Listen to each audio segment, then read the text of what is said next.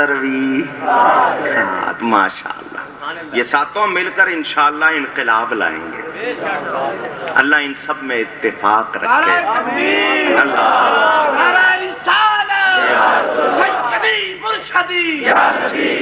غلام ہے غلام ہے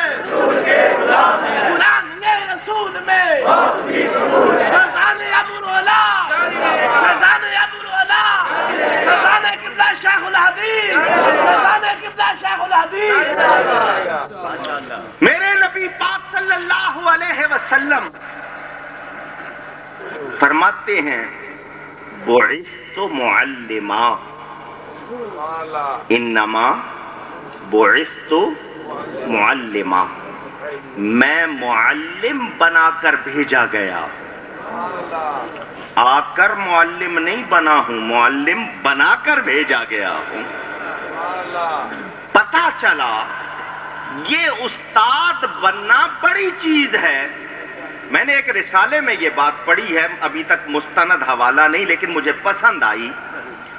حضرت سیدنا فاروق اعظم رضی اللہ تعالی عنہ سے کسی نے پوچھا کہ حضرت 44 ملکوں کے آپ فاتح ہیں، بڑی شان ہے، بڑا مقام ہے، آپ کو کبھی حسرت ہوئی کہ آپ کوئی چیز بننا چاہتے تھے اور نہیں بن سکے؟ کوئی ایسی بات؟ تو فاروق اعظم نے جواب دیا، ہاں میں معلم بننا چاہتا تھا، نہیں بن سکا. پتا چلا معلم بننے کی حسرت کی انہوں نے. یہ کوئی معمولی بات نہیں ہے. عالم کی شان یقیناً آپ نے آج علماء سے سنی ہوگی. نبی پاک صلی اللہ علیہ وسلم کا ارشاد، فضل العالم علی العابد کفضلی علی ادناکم. عالم کی فضیلت عبادت کرنے والے پر اس طرح جیسے تمہارے ادنا پر میری فضیلت. جیسے تمہارے ادنا سے میں اعلیٰ ہوں، اسی طرح عبادت گزار سے عالم اعلیٰ ہے. قیامت کے دن شہیدوں کا خون اور علماء کے قلم کی سیاہی جس سے وہ لکھتے ہیں، یوزن یوم القیامت بدم الشہداء، اس کے ساتھ اس کو وزن کیا جائے گا. معمولی بات. مجاہد سرحدوں کی حفاظت کرتے ہیں، علماء آپ کے ایمان کی حفاظت کرتے ہیں. اگر کوئی غیر اسلام پر، دین پر کوئی اعتراض کرے تو جواب یہی لوگ دیتے ہیں. مگر تسی تا نوٹ رکھے نے سیاست دانا واسطے. جی نوٹ بھی دیں گے، ووٹ بھی دیں گے، کوٹ بھی دیں گے اور پتہ نہیں کیا کیا چوٹ بھی دیں گے. علماء کے پاس، آپ کے پاس سیاست دان آئے، میں الیکشن لڑ رہا ہوں، لکھو جی 10,000 روپیہ میرا، ذرا بعد خیال رکھنا. اور کوئی دین کے لیے آ جائے، جی مدرسہ ہے ضرورت، اچھا جی 5 روپے لے لو. یہ ہمارا حال ہے. اس پیسے پہ ناز کرو جو دین پہ لگ جائے، جو دین کی راہ میں خرچ ہو جائے. ہم لوگوں نے پتہ نہیں کیا سمجھ لیا. میرے دوستوں اور بزرگوں، میں نے بنیاد یہ قائم کی کہ عالم اور جاہل برابر نہیں. اور یہ بات ادب کی بھی ہے، علم کی بھی ہے، قانون کی بھی ہے، اخلاق کی بھی ہے. تو پہلی بنیادی بات یہ فرق سمجھ لو، ہم اہل سنت و جماعت ادب کے قائل ہیں اور وہ دوسرے باطل لوگ ادب کرتے نہیں. تو جو ادب سکھائے گا اسی کے ساتھ رہنا ہے، بے ادب کے ساتھ نہیں رہنا. با ادب با نصیب اور بے ادب بے نصیب. اور ادب پہ کتنا درجہ ملتا ہے یہ بات لکھی ہے ان کے اشرف علی تھانوی نے، جس کو وہ اپنا حکیم الامت کہتے ہیں اور میں اس کو مریض الملت کہتا ہوں.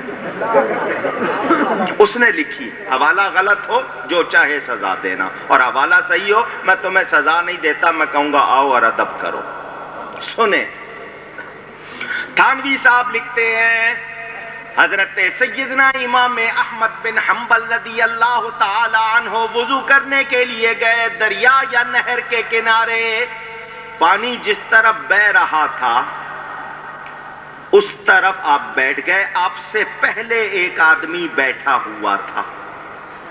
پہلے ایک آدمی وہ وضو کر رہا تھا، وہ امام صاحب کو جانتا تھا، اس نے دیکھا کہ یہ بہت بڑے عالم ہیں، یہ وضو کر رہے ہیں، میرے سے جو پانی لگے گا وہ ان کی طرف جائے گا، یہ ادب نہیں ہے، ہونا یہ چاہیے جو پانی ان کو لگے وہ میری طرف آئے۔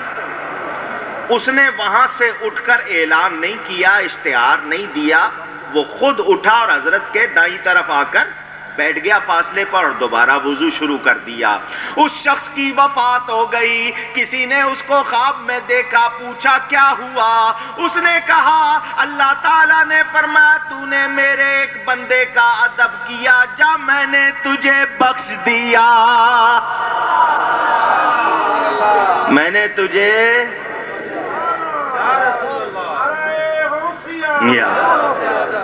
ادب کرنے والے کی بخشش ہوئی یا نہیں ہوئی؟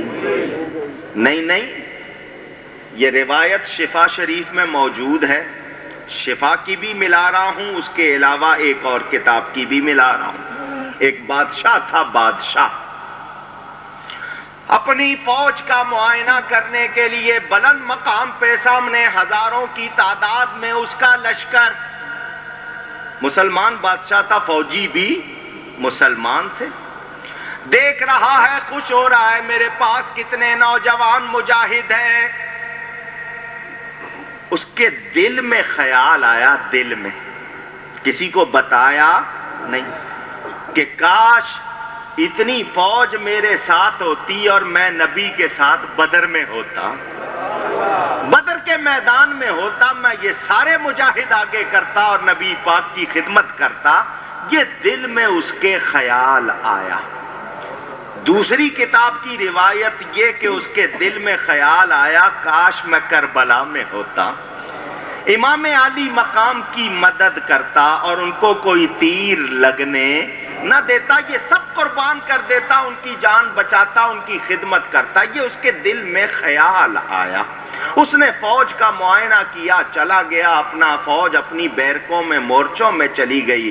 اس علاقے میں کوئی اللہ والے رہتے تھے، نبی پاک صلی اللہ علیہ وسلم ان کو خواب میں ملے، فرمایا اپنے بادشاہ کو جا کے کہنا فوج کا معائنہ کرتے ہوئے اس کے دل میں جو خیال آیا تھا اس کی برکت سے اللہ نے اسے اور اس کی فوج کو بخش دیا ہے۔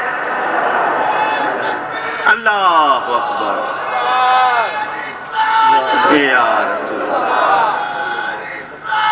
یا رسول اللہ، یا رسول اللہ،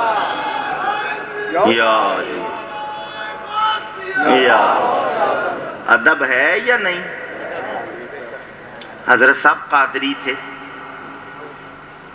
محبوب سبحانی، غوث سمدانی، شہباز لامکانی، قطب یزدانی، قندیل نورانی، پیر پیراں، میر میراں، شاہ جیلاں، ابو محمد محی الدین، شیخ سید عبد القادر جیلانی، حسنی حسینی سرکار غوث اعظم رضی اللہ تعالی عنہ۔